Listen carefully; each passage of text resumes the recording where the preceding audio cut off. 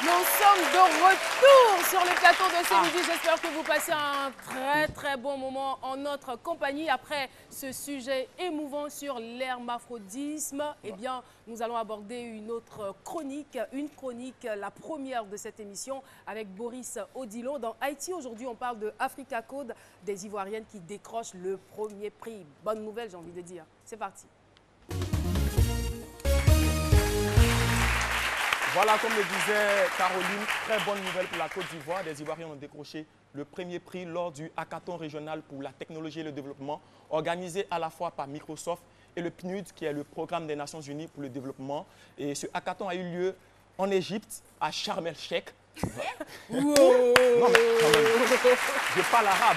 Il a prononcé comme un arabe. À Sharm el-Sheikh, qui est une cité. Sharm el-Sheikh. Sharm el-Sheikh. S-H-A-R-M. Après le arabe, d'accord. Là, laisse-moi terminer ma chronique, Christian. Yeah. Donc, comme je le disais, du 8, voilà, les 8 et 11 décembre en Égypte, il y a eu le premier hackathon dédié à l'objectif de millénaire. Merci beaucoup, public. L'émotion. Oui. Je suis assis à côté de Raïssa Banoro, qui était la capitaine de l'équipe de Côte d'Ivoire. Je tiens à rappeler. Bravo. Je tiens à rappeler qu'il y avait 6 nations en compétition. C'était un concours qui comprenait seulement des femmes, un concours dédié aux femmes. Et chaque équipe, chaque pays a envoyé 6 représentantes. La Côte d'Ivoire s'est déplacée avec 3 représentantes et la Côte d'Ivoire a décroché le premier prix. Bravo.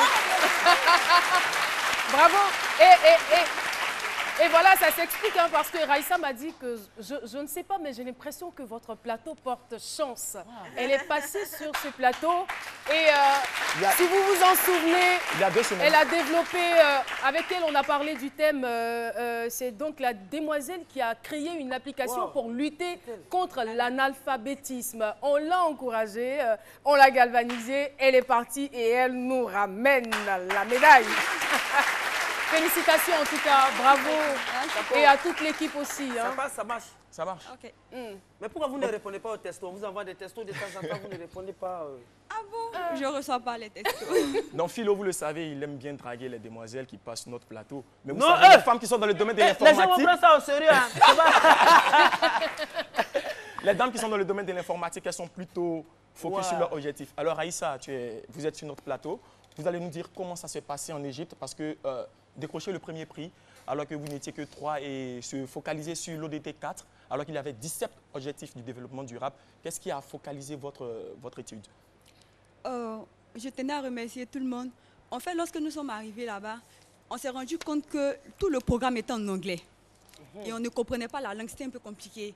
Et lorsqu'ils nous ont demandé de choisir... Vous ne maîtrisiez pas ou vous ne compreniez pas? On ne maîtrisait pas. On ne pouvait pas communiquer aisément en anglais avec les autres. Allez sur Google, vous faites... Oui, c'est facile. La majorité des autres pays, c'était le Kenya. Oui, ils étaient tous anglophones en fait. Anglais.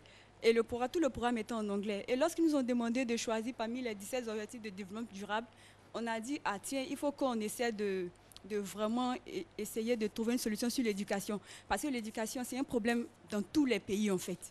Donc, nous, on a essayé de trouver une solution sur l'éducation. Donc, on a proposé une solution interactive, ludique, parce que l'idée, c'était de faire de l'interactivité. Ils voulaient des solutions interactives. Donc, on a essayé de proposer une solution vraiment interactive avec un bon design. Et je tiens à faire un gros coucou à Jessie qui est actuellement malade, qui était notre designer, qui a fait tout le design. Mais finalement, vous avez utilisé quelle langue? Le français. Le français. Et il y avait quelqu'un pour traduire à chaque fois. Mais la présentation finale, nous l'avons faite en anglais. On a trouvé des amis sur Facebook qui nous ont traduit notre PowerPoint. C'est encouragé, quoi. C'est la solidarité. Oui, comme on l'a dit, un Ivoirien n'est jamais seul à l'extérieur, en fait.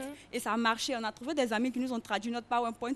Et il y a notre amie Jessie qui a vraiment présenté le projet en anglais avec brio. Voilà. Et qu'est-ce qu'il y avait à la clé? C'était tout un package de Microsoft, en fait. Parce que c'est Microsoft qui était partenaire de l'événement. Donc, ils nous ont accompagnés avec tout leur package de plateforme. Donc, aujourd'hui, on va dire que vous avez toute la logistique pour pouvoir maîtriser l'anglais et évoluer dans vos projets. Oui. Travailler sur les outils de Microsoft. D'accord. Merci beaucoup. pour ne pas faire de frustrés, on va citer le nom des deux autres coéquipières de Raissa, qui était la capitaine.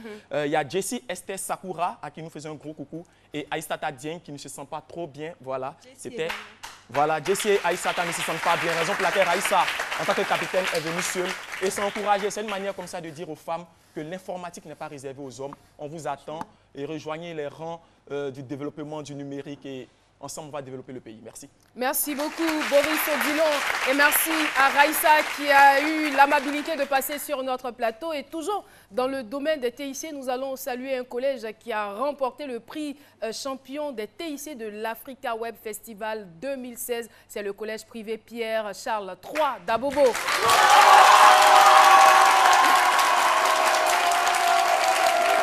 Bravo et merci. Et sur ce, nous allons rejoindre notre Alicia Zena dans #Bakwato.